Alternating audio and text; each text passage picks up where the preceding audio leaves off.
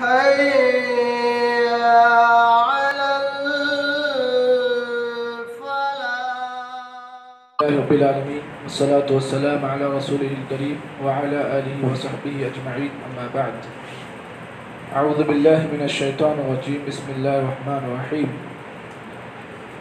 وعن ابن عباس رضي الله تعالى عنه قال كنت خلف النبي صلى الله عليه وسلم يوما فقال يا غلام إني أعلمك كلمات احفظ الله يحفظك احفظ الله تجده تجاهك وإذا سألت فاسأل الله وإذا استعنت فاستعن بالله واعلم أن الأمة لو اجتمعت على أن ينفعك بشيء لم ينفعك بشيء إلا قد كتبه الله لك واعلم أن الأمة لو اجتمعت على أن يضروك بشيء لم يضروك بشيء إلا قد كتبه الله عليك رفعت الأقلام وجفت الصحف.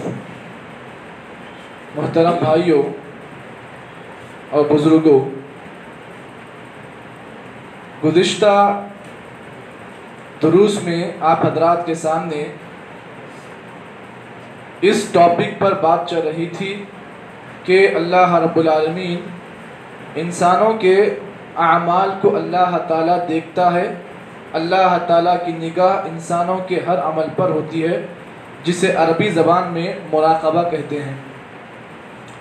اس سلسلے میں آپ کے سامنے میں نے ایک حدیث کو پیش کیا. آج اسی سلسلے کی ایک اور حدیث آپ کے سامنے پیش کرنے جا رہا ہوں. راوی حدیث حضرت عبداللہ ابن عباس رضی اللہ تعالی عنہ ہے، اور حضرت عبداللہ ابن عباس کو اللہ کے نبی صلی اللہ علیہ وسلم نے یہ حدیث اس وقت سکھائی جبکہ حضرت عبداللہ ابن عباس کی عمر 10 سال کی تھی. یہ حدیث جو میں نے آپ کے سامنے پیش کی تقریباً 7 لائنوں کی حدیث ہے. میں نے زبانی طور پر آپ کے سامنے اس حدیث کو پورا ہو بہو پیش کیا. میں کہتا ہوں یہ ایک حدیث اتنی عظیم حدیث ہے کہ آج ہمارے پاس جو جلسے ہوتے ہیں، جو جلوس ہوتے ہیں، لاکھوں روپے ڈال کر جو پروگرامز ہوتے ہیں، ایک انسان کے لیے سب سے زیادہ تربیت کی جو ہے بات ہوتی ہے، انسان کی شخصی تربیت آج ہمارے پاس نہیں ہے. ہمارے پاس سماجی تربیت ہے لیکن شخصی تربیت کی بہت ضرورت ہے.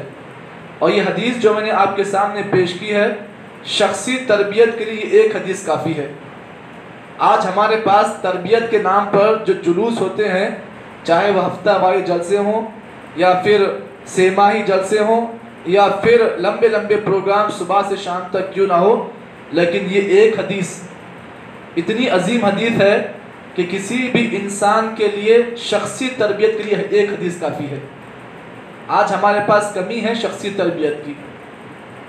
آپ دیکھیں اس حدیث کے اندر اللہ کے نبی صلی اللہ علیہ وسلم نے ہر ایک کے لیے تربیت کی بات کی ہے. چھوٹے سے لے کر بڑھے سے لے کر بوڑھے تک اس حدیث میں تربیت کی ہر ایک بات ہے. چلیے پوری حدیث پیش کرنے سے پہلے میں بس آج کے درس میں ایک ہی ٹکڑے پہ بات کروں گا. حدیث کا ایک ٹکڑا ہے. اللہ کے نبی نے اس ایک حدیث میں 10 باتیں بیان کی ہیں ایک ہی حدیث کے اندر، اور یہ 10 باتیں تربیت سے متعلق ہیں. تربیت کا مطلب ایک انسان کی نشو و نما، یعنی ایک انسان کے اندر اچھے عادتیں پیدا کرنا، اس کو تربیت کہتے ہیں.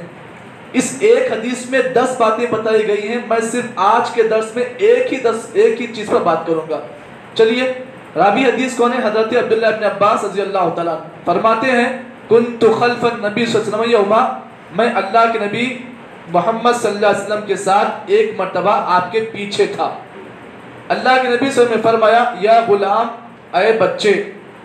دیکھیے عربی زبان میں 2 الفاظ ہیں، ایک ہے صبی صاد با یا صبی، ایک ہے غلام.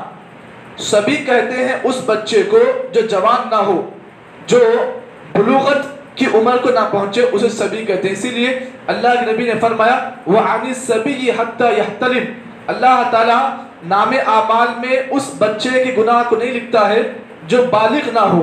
یعنی بلوغت سے پہلے اگر بچہ کوئی گناہ کرتا ہے تو اللہ تعالیٰ اس گناہ کو نہیں لکھتے ہیں. تو صبی کہتے ہیں عربی زبان میں صبی کا لفظ ہوتا ہے کہ وہ بچہ جو بالغ نہ ہو، میچیور نہ ہو. اور ایک ہوتا ہے غلام. غلام کہتے ہیں جس کی عمر 9 سال سے لے کر، یعنی 9 سال سے لے کر اس کے بعد 15 سے 16 سال کی عمر جو ہے غلام کہتے ہیں آپ اسے. تو اللہ کے نبی نے فرمایا, حضرت عبداللہ ابن عباس کو کہا, یا غلام, اے لڑکے, انی اعلمک کلمات, بے شک میں تجھے نصیحت کی کچھ باتیں کہتا ہوں, ان نصیحت کی باتوں کو تو یاد رکھ. پہلی نصیحت کی بات, تربیت کی پہلی بات اللہ کے نبی نے بیان کی, کہا احفظ اللہ یحفظک, اے بچے اللہ تعالیٰ کے اوامر, اللہ تعالیٰ کے آرڈرز کو تو عمل کر, اللہ تعالیٰ کے آرڈرز کو فالو کر. یحفظک, اللہ تعالیٰ تیرے دین کی, تیرے دنیا کی, تیری زندگی کی, تیری عزت کی, تیرے مال کی اللہ تعالیٰ حفاظت کرے گا. سوال ہی پیدا ہوا, اگر کوئی آدمی اللہ تعالیٰ کے آرڈرز کی اگر حفاظت کرتا ہے تو بدلے میں کتنے فائدے ملتے ہیں؟ 5 فائدے ملتے ہیں.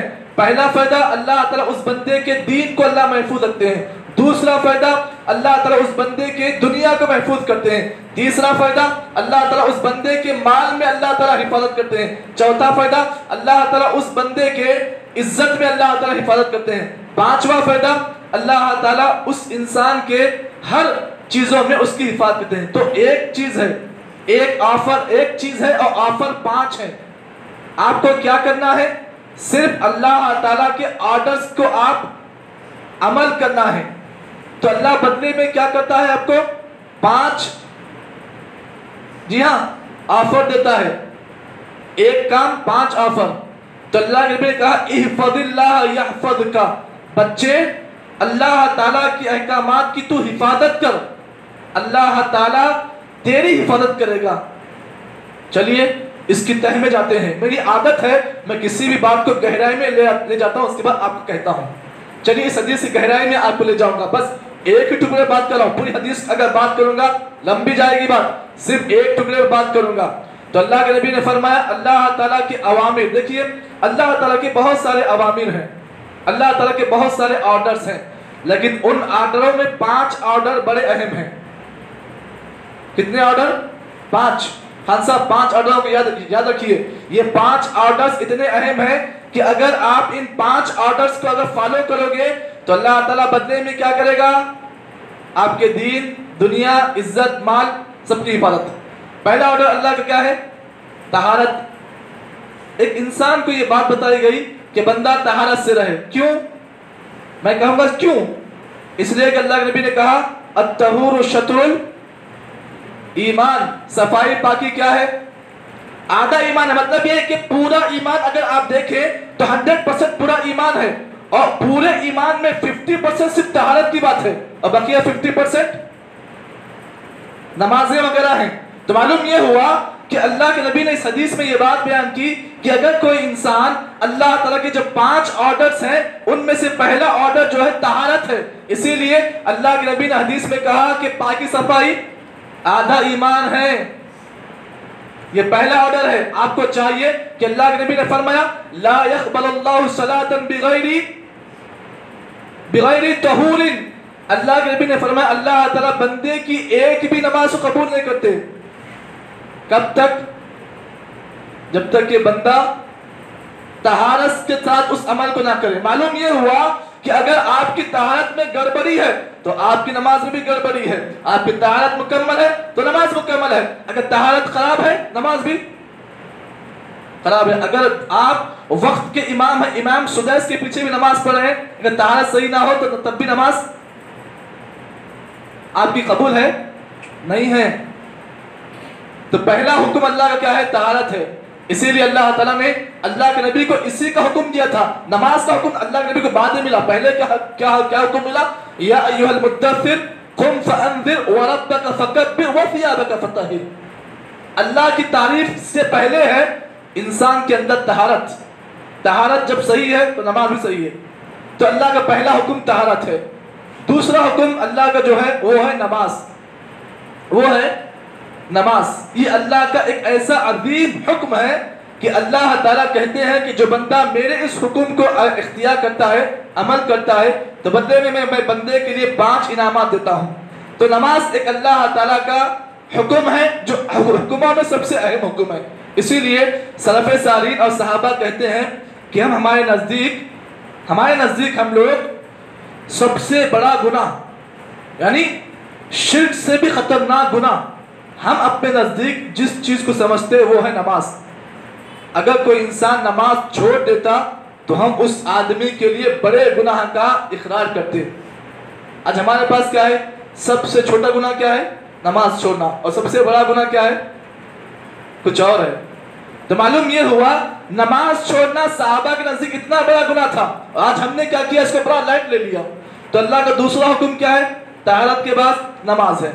اور تیسرا اللہ کا حکم ہے حفظ الفرج والبطن، یعنی انسان اپنے چہرے کے ماتحت جتنی چیزیں ہیں، کیا ہیں چہرے کے ماتحت؟ ناک ہے، کان ہے اور آنکھ ہے. یعنی چہرے کی حفاظت کا مطلب یہ ہے کہ آپ اپنے چہرے سے یعنی آپ اپنے کانوں سے حرام نہ سنیں، اپنے آنکھوں سے حرام چیز کو دیکھے نہیں دیکھے. تیسری چیز اپنے منہ سے حرام چیز کھائے، بولیے نہیں کھائے.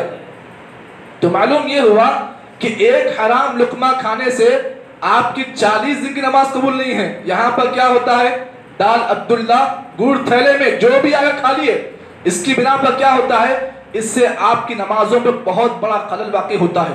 اسی لیے حرام کا ایک لقمہ کھانے سے آپ کی 40 دن کی نماز قبول نہیں ہوتی. تو سوچو کہ جو آدمی جس کی تربیت اوپر سے نیچے تک حرام مال سے ہو رہی ہے، تو بتائیے کیا اس کا حج قبول ہے؟ کیا اس کا عمرہ قبول ہے؟ کیا اس کا رکوع قبول ہے؟ کیا اس کی نماز قبول ہے؟